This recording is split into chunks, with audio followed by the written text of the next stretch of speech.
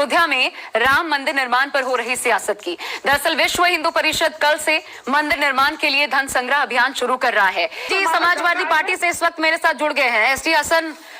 कह रहे थे बात करेंगे, लेकिन अभी गायब नजर आ रहे हैं। हम कोशिश में हैं कि वो जुड़ जाएं और खुद क्लैरिफाई करें कि आखिर उनके कहने का मतलब क्या था, और अगर वो ऐसा कुछ कह रहे हैं तो क्या असर नहीं पड़ेगा, इससे समाज में तनाव नहीं फैलता। लेकिन कपिल श्रीवास्तव जी समाजवादी पार्टी से इस पर बात रखने के लिए हमारे साथ इस वक्त जुड़ गए हैं। कपिल श्रीवास्तव जी, कैसा बयान है ये? क्या करवाना चाहते हैं एसटी हसन? किस आधार पर ये बयान दिया? क्या इन्फॉर्मेशन है सर आपके पास? देखिए, बहुत सीधी सी बात है कि कहीं आग लगी होती तभी धुआं निकलता है। और भारतीय जनता पार्टी जिस तरीके से हिंदू मुसलमान की सियासत करती आई है, उससे कोई दो राय नहीं है कि ये घटना कब घटित हो जाएगी, क्योंकि मध्य प्रदेश के अंदर ऐसी चीजें हो चुकी जी। तो आरएसएस जिस तरीके से, मैं एक चीज कहता हूं कि अगर राम मंदिर जो है वो माननीय न्यायालय के आदेश पर बन रहा है, सारी चीजें अपनी जगह पे हैं। एक आपने राम मंदिर ट्रस्ट ने चंदा के लिए अपनी सारी चीजें खोल दी हैं, ऑनलाइन खोल दी हैं। ये कूपन सिस्टम निकाल करके क्यों चल रहे हैं?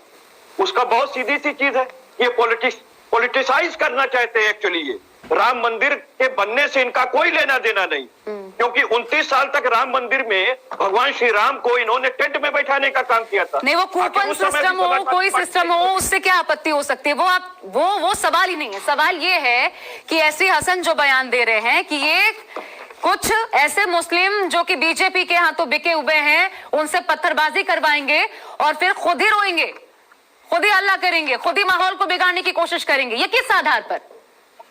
ये तो तमाम आधार आपने देख लिया। किस तरह कन्हैया कुमार के ऊपर चीजें लगाई गई, दिल्ली यूनिवर्सिटी के अंदर लगाई गई, सीएए के आंदोलन के अंदर लगाई गई, प्रत्यक्षम किम प्रमाणम। और भारतीय जनता पार्टी की सरकार जो तमाम चीजों को लेकर के पढ़ते चली जाती है कि ये तो लंदन से हो रहा है, ये फलाने की टीम कर रही है।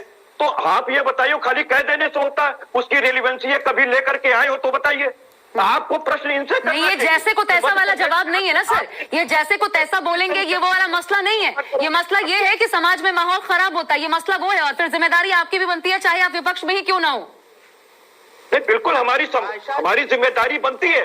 इसीलिए तो हमारे माननीय सांसद ने आगाह करने का काम किया है। अगर मन में किसी के मैल होता तो वो आदमी अपने मंसरिया को क्यों लेकर के आता? एक्डेसरिया और मेंसरिया ये बहुत जरूरी होती है किसी क्राइम को एक्टिवेट करने के लिए। तो उन्होंने ये चीज ना हो नहीं पाए, इसके लिए देश को सचेत करने का काम किया है। वो भारतीय जनता पार्टी की कलई खोल करके रख दी है। और भारतीय जनता पार्टी ने अपनी मैलिशियस जो तमाम, अब आप देख लीजिए साक्षी जी का बयान क्या आया। साक्षी जी के बयान ने किस तरीके से ओवैसी साहब की चीजों को लेकर के आए, वो सामने है कि नहीं है कि ये किस तरीके से हिंदू मुसलमान कराते हैं। एक ओर से ये हिंदू करेंगे, दूसरी तरफ से वो मुसलमान करेंगे। एक तरफ से संघ चंदा लेने जाएगी, दूसरी तरफ से इनके, तो मतलब ये जितना कुछ हो रहा है ये सिर्फ शक के आधार पर हो रहा है। आपको लग रहा है कि ये बीजेपी का एजेंडा हमेशा से रहा है, इस बार भी हो सकता है ना? ये सब कुछ शक के आधार पे है।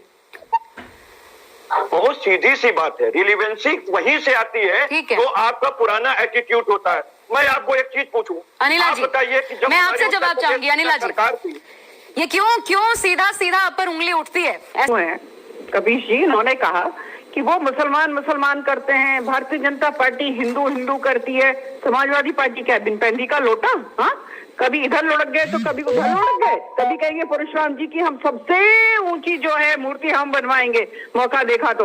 दूसरी तरफ बैठे तो कहने लगे कि नहीं वैक्सीन हम नहीं लगवाएंगे क्योंकि बीजेपी की है। तीसरी तरफ उनका सांसद जो है उल्टे सीधे बयान दे रहा है भारतीय जनता पार्टी को लेकर, या मैं कहूंगी कि हिंदुओं को लेकर, क्योंकि भगवान श्री राम जो है केवल भारतीय जनता पार्टी के तो है नहीं। कभी ये वैक्सीन बना देते हैं भारतीय जनता पार्टी के, कभी भगवान श्री राम को ये भारतीय जनता पार्टी के बना देते। ये सीधी सी बात है, समाजवादी पार्टी बिन पैंदी का लोटा, न इधर के न उधर के। हम सत्यता के साथ खड़े हुए हैं। भगवान श्री राम भगवान श्री राम हमारे हैं।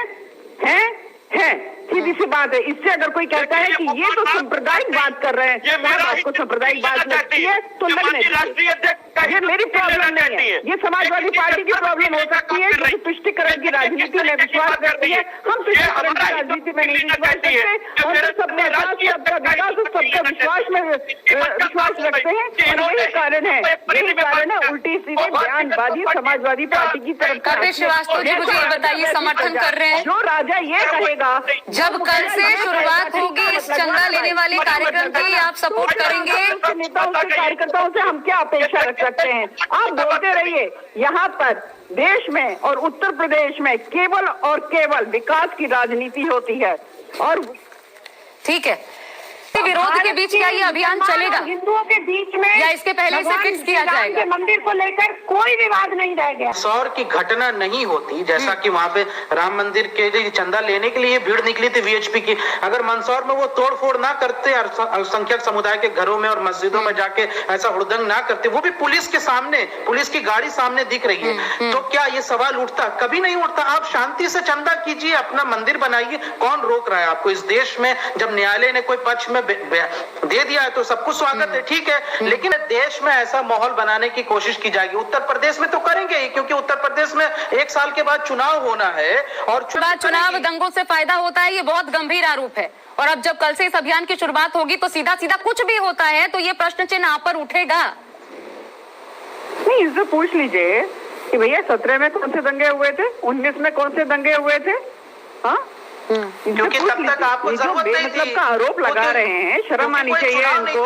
अभी पढ़ाई लिखाई करके बैठा करिए, पढ़ाई लिखाई करके बैठा करिए। मुझे लगता है कि आप इस्लामिक स्कॉलर लिखते हैं, परंतु राजनीति की समझ बिल्कुल है नहीं, आपको मालूम नहीं है। श्रीवास्तव, ऐसा लगता है चुनाव के पहले अगर ये कहा जा रहा है कि ये बीजेपी ने एक और हथकंडा बना लिया है, तो ऐसा लगता है कि ये आपने उनको सीधा सीधा एक हथियार थमा दिया है, क्योंकि ये तो आप ही बोल रहे हैं, आप ही लाए हैं हिंदू मुस्लिम। अब अगर बीजेपी उस मसले पर खेले तो फिर ये आपकी जिम्मेदारी है। कपिल जी,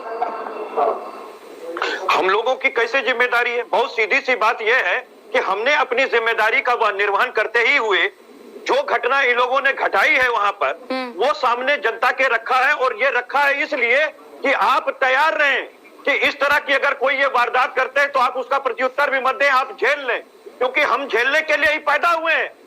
जिस तरीके से तानापूछ तरीके से ये सरकार चलाती है, आपको उसका कोई सानी नहीं है। आज किसान बताइए 100 से ऊपर मर चुका है, इनके जज्बात कहाँ बैठे हुए हैं? नहीं। किसान आंदोलन को मोड़ा जा रहा है। आप फिर अलग अलग मसले पे जा रहे हैं, आप फिर अलग मसले पर जा रहे हैं। कपिल जी, मैं कह रही हूँ हिंदू मुसलमान इस बार आपने किया है, अगर इसे बीजेपी चुनाव पहले हथियार भी बनाती है तो ये जिम्मेदारी आपकी होगी। हसन साहब को धन्यवाद देना चाहिए आपको कि कम से कम उन्होंने जनता को अलर्ट करने का काम किया है कि अगर ये ऐसी कोई घटना करेंगे तो हमें उसका हिस्सा नहीं बनना है। उन्होंने साफ साफ ये युवाओं को अपनी तरफ से अपील की है कि हम इस तरीके के घटना का शिकार न बने, भले वो लोग हमें गाली दे ले, हम बर्दाश्त कर ले, क्योंकि भारतीय जनता पार्टी इलेक्शन के पहले चाहती है। ये बताइए, 2017 में असदुद्दीन ओवैसी को आप बीजेपी की बी टीम कहते हैं, क्या वो पोजीशन आप हासिल करना चाहते हैं?